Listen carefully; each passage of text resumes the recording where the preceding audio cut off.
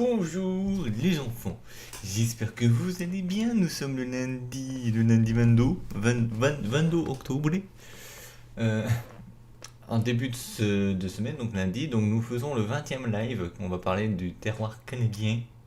Voilà, regardez, abracadabra. Non, j'ai le livre, vous inquiétez pas.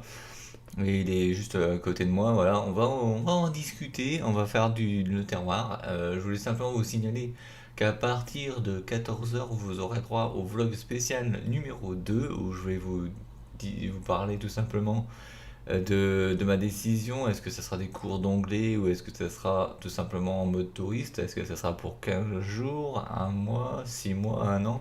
Enfin bref, voilà. Mais sur la fin de la vidéo, je vous dirai tout simplement à la prochaine fois parce que je vais tout simplement faire le vlog spécial numéro 3 après les 10 prochains lives suivants, donc du 21 au 30. Et on discutera un peu si ça sera pour un an, comment ça va se passer et tout ce que je vais faire et tout. Il y aura pas mal de. Enfin, je vais vous parler un peu de tout parce que dans ce vlog numéro 3, après le numéro 2, parce qu'il y aura des décisions, est-ce que, quelle école je vais aller, parce que oui, il y a des écoles, pour l'instant j'en ai vu que deux, enfin j'en ai vu sur internet, j'en ai vu que deux. Ça a un coût. Après, il faut voir si vous voulez être en mode non logé, c'est-à-dire est-ce que vous voulez trouver votre indépendance en louant un appartement, ou est-ce que vous voulez être pendant un mois chez une famille d'accueil le temps de trouver quelque chose, ou est-ce que c'est pendant toute une année en famille d'accueil, mais c'est plus cher, faut voir. Après, si vous prenez l'appartement, bah, faut voir les coûts des courses, que si vous êtes en famille d'accueil, vous n'occupez pas du tout. Vous allez simplement visiter avec l'école des endroits comme à Montréal, New York, enfin plein d'endroits. Mais voilà, une petite parenthèse. Tout ça, je vous expliquerai ça dans le vlog spécial numéro 3.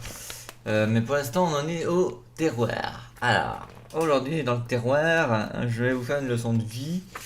Il y aura un arrêt stop, et puis bon, bah, juste de la parlotte, parce que côté point, il y aura juste une explication Québec-France, voilà, concernant les fromages, mais ça, je vous en dirai un peu plus. Alors c'est parti. Les pommes vendues dans les grandes surfaces sont cirées pour paraître plus brillantes. Le Québec est à la pointe des biotechnologies. Une société québécoise a réussi à introduire des gènes d'araignées dans des moutons pour qu'ils produisent dans leur lait de grandes quantités de toiles d'araignée. Oh là, on va pas manger, hein, on va pas manger ça. Non, je rigole. Et ça, à mon avis, c'est peut-être véridique, hein, c'est peut-être vrai. Ceci permettra de fabriquer des emballages de type plastique. Ah, d'accord, j'ai eu peur. Juste pour faire de la fabrication de boîtes, ok. De type plastique en lait de mouton élastique que l'on pourra manger. Ah bah oui, mais moi je ne le mangerai pas. On a également propagé des gènes de flétan dans les tomates pour leur permettre de résister au gel. Ok. C'est bien les Québécois, c'est bien. Il existe plus de 200 fromages fabriqués au Québec, pas tous avec du mouton. En juillet 2005, le fromagerie Boivin, ou Boivin, qui fait vieillir le cheddar dans les eaux de forge de Saguenay, mon petit Joe, Big Joe, Big Joe, Monster, voilà, a perdu ses barils, emportés par les courants. Il semble qu'ils aient attiré les requins de Groenland, puisqu'on en a pêché un de 230 kilos dans les eaux du fleuve. Jean Soulard, l'un des chefs les plus réputés du Québec, déclare, quoique français, qu'il achète tous les produits au Québec, y compris les fromages. Tout à fait. Alors, pour vous y retrouver, il y a un tableau, alors ils appellent ça le tableau de mention d'IEV, alors M-A-N-S-I-O-N-D-E-I avec deux points au-dessus, EV, de la correspondance des fromages. Au Québec, le Saint-Basile de Portneuf en France, ça équivaut au Livaro fermier, voilà. Le Migneron de Charlevoix correspond en France au Port-Salut. Le chevalier Mailloux correspond au maroilles fermier. Ça se voit que je n'en mange pas énormément du maroilles parce que j'ai du mal à le dire. Le mi-carême est l'équivalent en France du camembert Antignac. Le gouvernement fédéral a refusé d'imposer l'étiquetage des produits contenant des OGM.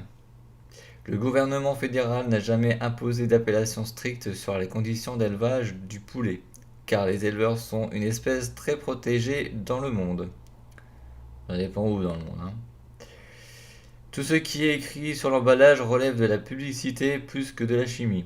C'est ainsi qu'on peut trouver des arômes naturels issus de concentrés artificiels.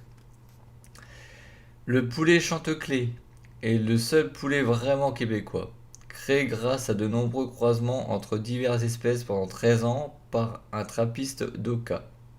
Il résiste au grand froid, le mâle est chanteur, les femelles sont pondeuses et rôtissables.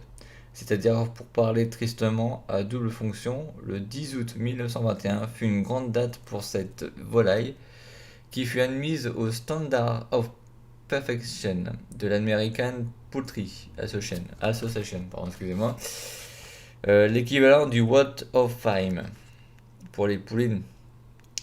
Néanmoins, l'industrialisation demande aux poulets de développer rapidement de grosses poitrines, partie préférée des consommateurs. Est-ce que ça vous fait penser à quelqu'un? Chantecler a été reconnu par l'Assemblée nationale du Québec en l'une des races animales du patrimoine agricole du Québec. Mais rien n'y fait, les gens préfèrent Pamela Anderson. Ouais, je vois pas le rapport. Le cheval canadien est selon ses turiféraires polyvalent, rustique, frugal, résistant, d'une endurance proverbiale et d'une robustesse légendaire, car ils peuvent rester dehors toute l'année. Il descend en droite ligne, dit-on, des haras de Louis XIV. Site internet www.chevalcanadien.org. On va parler maintenant du poiscaille, poisson poiscaille. Le poisson n'est pas plus sûr que le cochon. En ce qui concerne le saumon, par exemple, des imbéciles ont trouvé le moyen d'en faire l'élevage.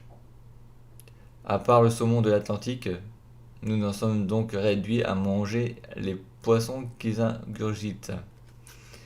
En 2001, la fondation David Suzuki, oui, pas confondre avec la marque de bagnole, de Vancouver, a révélé que le saumon d'élevage contient au moins 10 fois plus de biphényl polychloré. Putain, vous pouvez pas mettre des trucs français, les termes on connaît pas chez nous, hein. Et de pesticides que le saumon sauvage. Voilà, je finis ma phrase. Ces polluants proviennent de l'alimentation, des farines animales, données à des pauvres animaux, farine, huile de poisson, farine de soja, gluten de maïs, sous-produits de volaille et farine de plume. Les Européens donnaient des moutons à manger à leurs vaches et les Canadiens nourrissent leurs poissons avec des plumes. Et il y a des jours où l'on regrette qu'aucun animal n'ait signé la Convention internationale des droits de l'homme. Après, comme chez nous, vous connaissez, on a le bio. Donc là, on va parler du panier bio. Du panier bio. Relie les citoyens aux fermes biologiques. Chaque semaine, les fermes participantes livrent leur panier de légumes à un point de chute dans votre quartier qu'on appelle le fermier de famille. Équiterre, qui gère ce système, affirme que 15 000 personnes ont été ainsi approvisionnées en produits bio, légumes, viande, miel, etc. Le principe est simple, on s'engage à acheter pour un certain montant dans les 6 prochains mois et on paye immédiatement une cotisation. Il ne reste plus qu'à attendre son panier. Ça, vous pouvez le faire au www.equiterre.org ou appeler le 514 522 2000. On peut se procurer des semences naturelles non traitées et particulièrement adaptées au climat, au semencier du patrimoine. Donc je sais pas si c'est un site ou si c'est plutôt un mail, je sais pas, je pense que c'est un mail. Vous pouvez contacter au courriel@semence.ca. Sous l'influence des marchands et de la concentration des semences, nombre d'espèces acclimatisées.